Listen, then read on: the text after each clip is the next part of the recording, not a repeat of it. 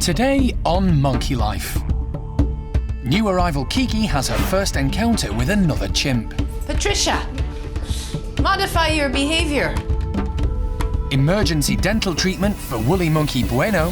Difficult extraction, isn't it? And a blast from the past. Overweight O'Sheen has a special visitor. Kissy mama.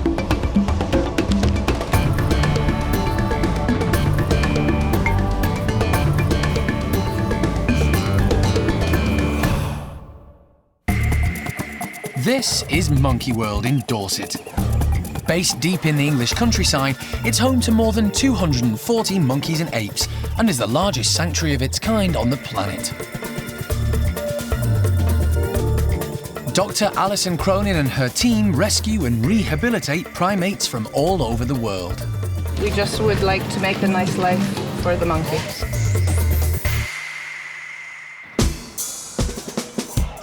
It's early morning, and at Hananya's enclosure, the chimps are already in fine voice. But, unbeknown to them, there's about to be a new addition to the group. Kiki has been brought over from Lebanon, where she lived on her own in a cage for 8 years. What? Kiki, what are you thinking? She's never known other chimps, so this whole experience is going to be a bit of a culture shock. We're just going to get started this morning. First full day here at the park, and it's time for her to start meeting some chimps. Cara's got Patricia separated off next door. All of the others are outside, sort of looking in the window and throwing things at the window and pounding on the door. But it's time to get Kiki involved, because at this stage it's very delicate. You know, she could just start getting depressed and lonely and homesick and all of those things. The team have chosen Patricia to meet Kiki first because she's a friendly chimp and has a similar background to Kiki. She was smuggled from the wild as a baby and spent the first few years of her life living in a small cage on a Spanish island. Patricia, by all accounts, is the one that runs around giving everybody a hug and a pat on the back. So we'll see how we go with Patricia this morning.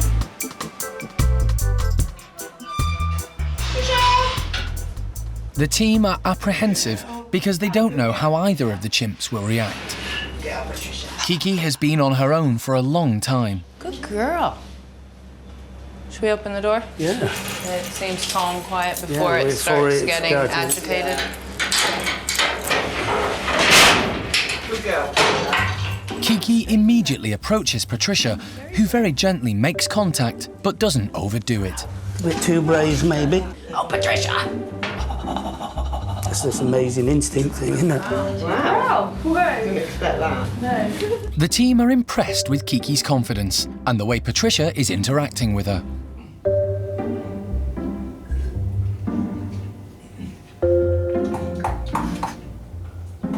Patricia starts to groom Kiki. This is an important part of primate behaviour and consolidates friendships. Although she may be going a bit too far plucking out Kiki's hair. Patricia, modify your behavior.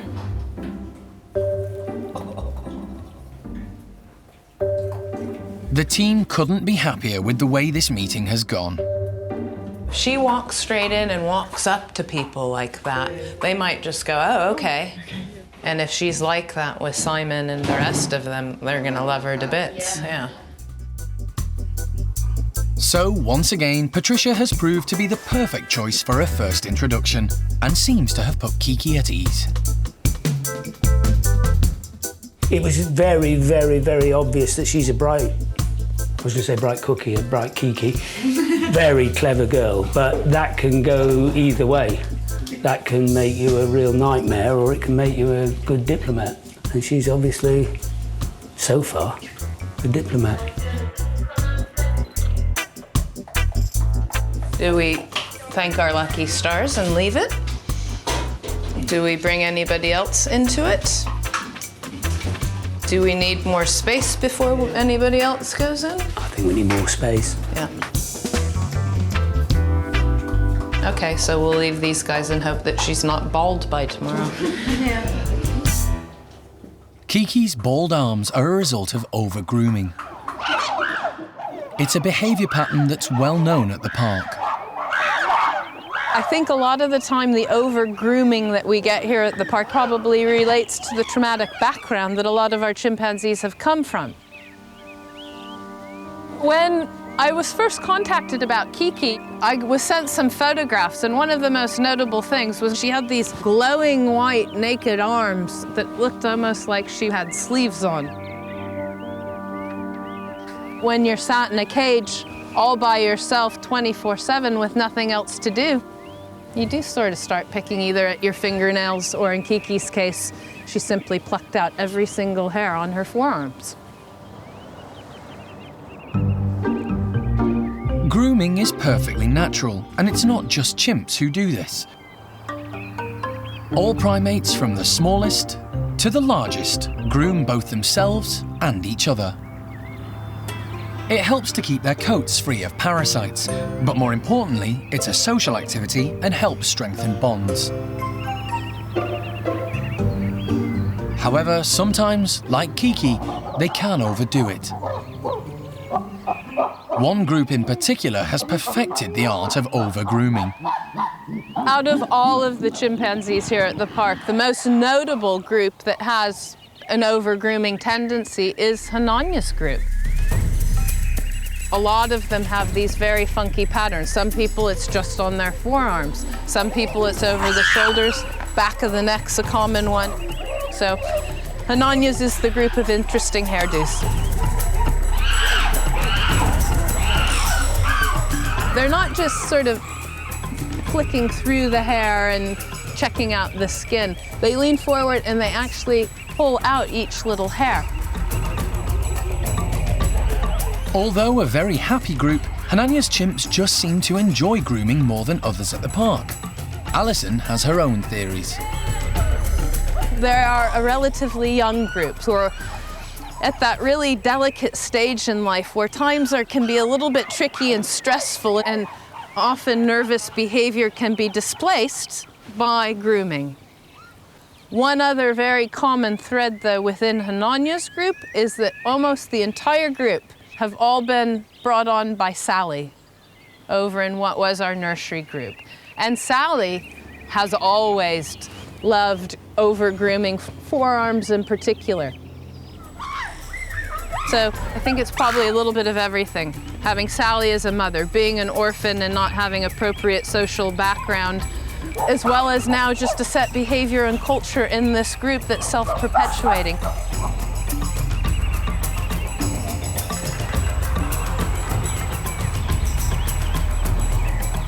A little bit crazy, a little bit strange, but everybody's fine and just has funny hairdos.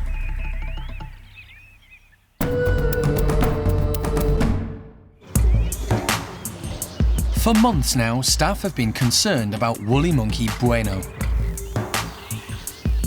He's been losing weight and has had a swelling on his face. So far, the veterinary team haven't been able to work out what the problem is. So they've asked wildlife dentist Peter Cortez to investigate. Sleepy Willy, excellent.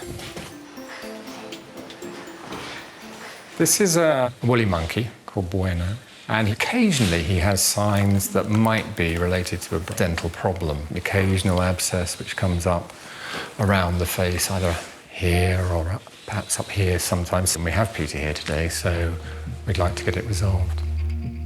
Wow. Which side of his face was it? The right. I'll bet it was the right. This is the first time John has put Bueno under anaesthetic. He never operates on any of the primates unless absolutely necessary, because of the risks involved. I'm putting the tube on the other side. Let me get some access. Okay. Right, the first time this occurred, the whole of the side of his face swelled out there. So probably those molars. Could be the molars. When you look at his face, you can see that it has had an abscess there. It's an old scar from an abscess, and when you look inside, the nose is a little bit mucky, but the big issue is this canine here, and that's exposed. And in a normal situation, I would be inclined to root fill it, but as he has had multiple episodes of infection, I would be more inclined to extract it. The other side is acceptable, although the teeth are very worn. The low ones are all right, but a little bit sharp.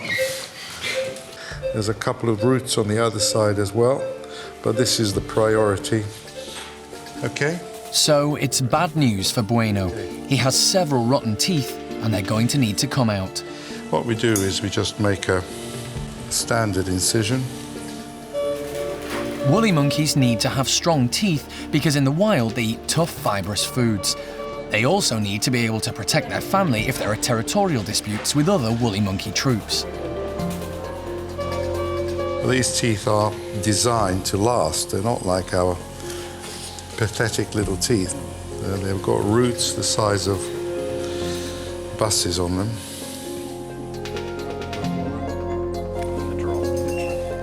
It's an anxious time for the whole team. Woolly monkeys are extremely rare, and John isn't keen for Bueno to be under anaesthetic any longer than he has to be.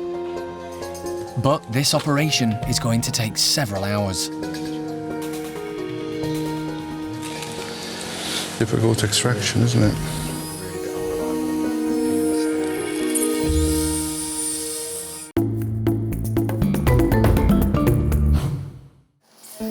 At the Park's hospital, woolly monkey Bueno is still in theatre. His teeth are massive, where they've got triangular roots. The team have worked out that his recent weight loss is due to his rotten teeth, which must have been causing him a considerable amount of pain and put him off eating. What we're doing now is to see whether we get any movement on it. Yeah, you've got to be very careful with this. I will. John keeps a close eye on Bueno to make sure he's coping with the anaesthetic. Okay. It's the machinery, not the animal. That's fine.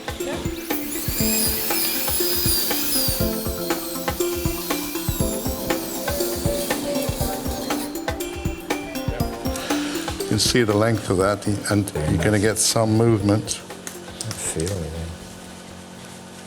As you can see, it's a massive tooth with a massive root. And here it comes. There's, I think it's there. you can smell it. It smells. One of those. There's a small hole up there. I'm just going to make sure that that's clean. The tooth was worn down. The pulp was exposed. The infection has actually penetrated into the nose. Just going to put some stitches in so it heals up nicely. These are soluble stitches, so Jeremy won't have to go in and take them out next week. He's still got 3 canines to bite the others if he wants to. With the operation complete, John gives Bueno an injection to bring him round from the anaesthetic.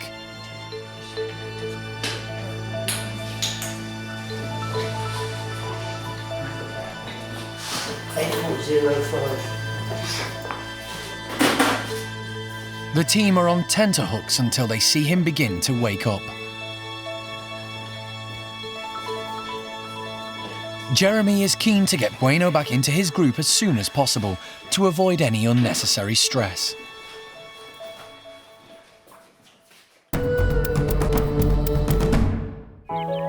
There's been some sad news about one of the park's other woolly monkeys. Susie has passed away. At 38, she was the oldest woolly in captivity in the world. The night before Susie died, she was looking sort of gravely ill. We all knew it was probably coming to the end. We made her as comfortable as we possibly could, and the best thing to do in these situations is just to leave the group as they are. And when we came in the morning, Susie unfortunately had already passed away. Susie had been at the park since 1997 and was one of only 2 Colombian woolly monkeys in captivity outside South America. The woolly monkey population as a whole have suffered a huge loss. On a personal level, of course, we've lost one of the nicest monkeys that I think we've ever had here. Susie was Well, she was just Susie is the best way to describe her. She was just lovely. Always very friendly towards people due to her background as a pet trade animal. Such a good girl, Suze. Good girl. So very friendly towards keepers, but also really lovely towards the other members of our group, especially when it came to the babies. Always wanting to show the babies how to hunt for insects, you know, just showing especially the hand-reared ones how to be a woolly monkey.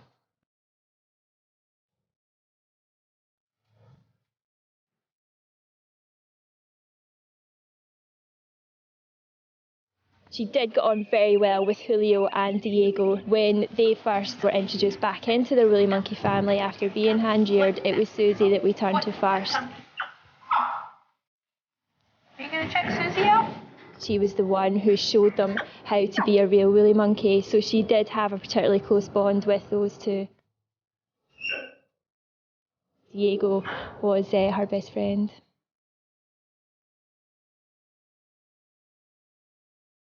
The snuffles every morning is what she's going to be remembered for most. Every member of staff, as they walked past the woolly monkey house, called on Susie and she would call back with a little snuffle, and I think everyone misses that. Woolly monkeys are found in South America in the forests of Brazil, Peru, Ecuador and Colombia. The average life expectancy in captivity is around 25 years, so at 38, Susie did live to a grand old age. The woolly monkey section is very lucky in that our breeding programme is doing exceptionally well. In the past few years we've had an unprecedented number of births, so that the future's looking good.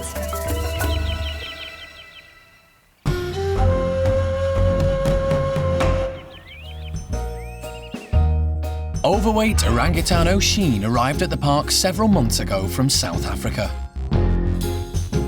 Today, she's having a special visitor. Her former owner, Brenda, has flown in especially to see her. Oh, I'm so excited to see her. Oh my goodness. Here's Mummy. Hi. Brenda got O'Sheen from a safari park in Indonesia and looked after her from when she was a baby. She treated her like one of her own children. Oh, shame. She recognised me. Yep, definitely. Where's Mummy? O'Sheen will never forget Brenda, not ever, not until the day she dies. So whenever Brenda comes, it's immediately, yes, I give you a kiss. Do you have anything for me? Because that's what mums do. And there's a set sort of relationship and pattern. Give Mummy a kiss. You won't. Kissy Mama. Nice one. Mwah. Hi, darling. Mummy's going to bring you. Yeah. Okay. Let's come. We're going to go. Mummy's going to bring you, darling. What's interesting to see is that O'Sheen's in standard orangutan form, not overly fussed, but the fact that she came over and put her hand up and gave her the kiss before she started pointing at the raisins means that, yeah, she's happy to see Brenda and she hasn't forgotten. Brenda asked Alison to rehome O'Sheen because as she got older, she became stronger and more intelligent, so difficult to handle. She also wanted O'Sheen to get to know other orangs. You want more? Well, she's got her own kind, whereas at home she was more my child. I used to be there every morning to make sure everything was good for her, play with her, keep her company, take her for walks, take her for drives. But here she's learning to live like she should. And I'm happy. At least I can go to bed at night and know that she's happy. She's still getting her magazines? Yes. She's still reading? Yes. Oh, bless it. While living in South Africa, O'Sheen was overfed, sometimes with inappropriate sugary snacks. As a result, she ended up being clinically obese. But since arriving, the weight is falling off her. Yeah, look at those calves, they're almost slim. Yes. Getting there. You can see it's coming off of her thighs a bit too. And off her head. Yep. And her arms are not so big anymore. And I think that's why she moves around a bit more now too, is that it's just, she moves easier. Yes. I believe we've now turned the corner and she's quite a happy camper. Oisin! Oisini, look at Mama. She's now queen of the orangutan nursery castle, if you will, and you know, basically pushes everybody else out of, I'm going through here, I go in the back bedrooms, I go outside, I do what I want, no, my blankets, more of that, less of this, you guys can go away. And she's finally come into her own, and Oisin's just doing fantastic. She's going to cover herself. Yep. Over there, I've got to take a picture. Yeah. No, she always has on her little she nun, loves her little nun blankie. outfit. She loves her blankie. It's been difficult for Brenda to let Oisin go, but she knows she's better off here. I get up in the morning, I come downstairs and I'm looking for her. When I close my windows at night, I look for her. So it's a little bit sad, actually. Every now and then I wish she was back home, but she's happy. You know, I can leave with a good heart.